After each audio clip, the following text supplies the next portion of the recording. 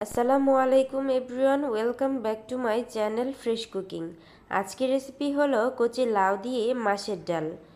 এভাবে রান্না করলে খেতে হবে দারুণ মজার, আর দেখতেও অনেক লোভনীয় হয়। দেখতেই পাচ্ছেন কতটা সুন্দর হয়েছে। চলুন শুরু করা যাক।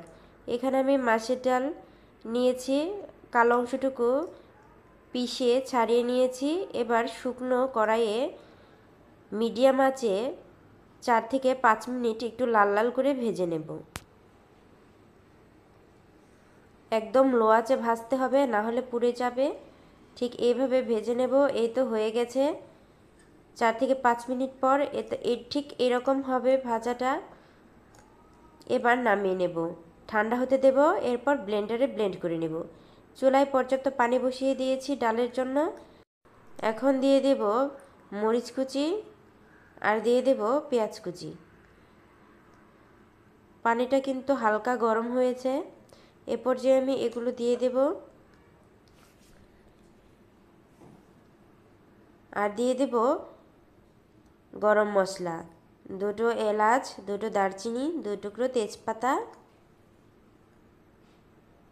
এবার খুব ভালোভাবে নেড়েচেড়ে বলক তুলে নেব। এ পর্যায়ে দিয়ে দেব আদা বাটা হাফ টেবিল চামচ, রসুন বাটা হাফ টেবিল চামচ, জিরে বাটা হাফ টেবিল চামচ। সবগুলো মশলা একসাথে খুব ভালোভাবে নেড়েচেড়ে দিয়েছি।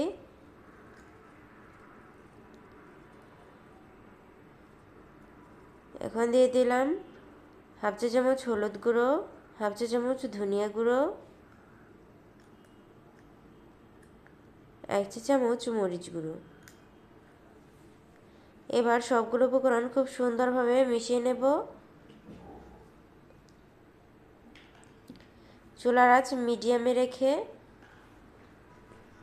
এবার দিয়ে দেব সয়াবিন তেল।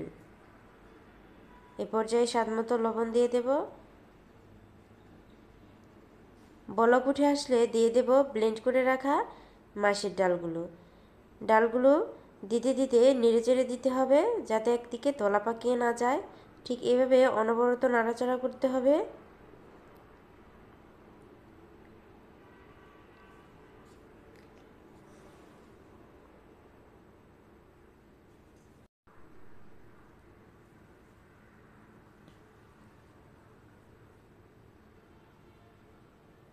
খুব সুন্দর বলক উঠে এসেছে।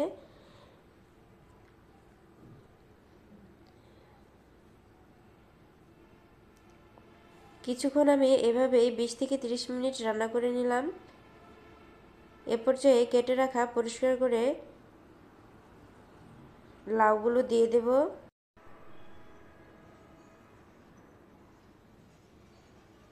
লাউগুলো দিয়ে আরও কিছুক্ষণ নাড়াচাড়া করে নেব।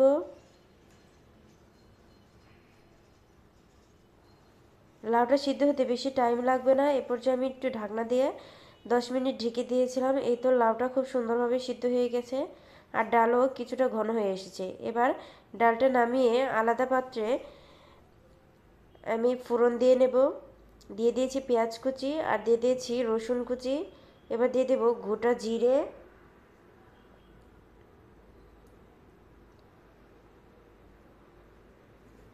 এবার আরও কিছুক্ষণ নাড়াচাড়া করে একটু লাল লাল করে পেঁয়াজটা ভেজে নেব। জিরেটা যাতে খুব ভালোভাবে ভাজা হয়, একটা গন্ধ যেন বের হয় জিরে থেকে। এ পর্যায়ে আমি দিয়ে দেব ডালের টেস্টটা আরও বৃদ্ধি করার জন্য দিয়ে দিলাম 5 ফোড়ন, হাফ টেবিল চামচের মতো। এই তো হয়ে গেছে বেরেস্তাটা। এখন ফোড়ন দিয়ে নেব। ডাল দিয়ে দিলাম। এই তো পাতিলে ঢেলে নিয়েছি।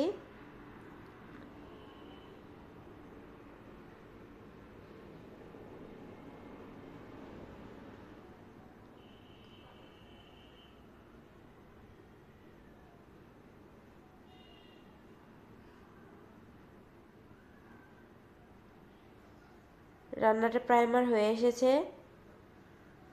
ডালটাও ঘন হয়েছে। দেখেন কতটা সুন্দর হয়েছে। তৈরি হয়ে গেল মজাদার লাউ দিয়ে মাছের ডালের এই রেসিপিটা। এই ডাল দিয়ে নিমিষেই 2 প্লেট ভাত খেয়ে ফেলতে পারবেন।